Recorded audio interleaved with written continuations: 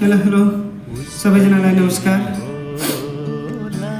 मध्यपूर्वीको अहिले द्वन्द्व र लडाइँको कारण विभिन्न देशहरूबाट खाडीमा आउनुहुने आप्रवासी कामदारमा हामी नेपालीहरू पनि आउने गर्छौँ र त्यसैमा मैले आज सयौँको सङ्ख्यामा हाम्रो नेपाली दिदीबहिनीहरूलाई यसरी घरमा उत्रेको देखेँ।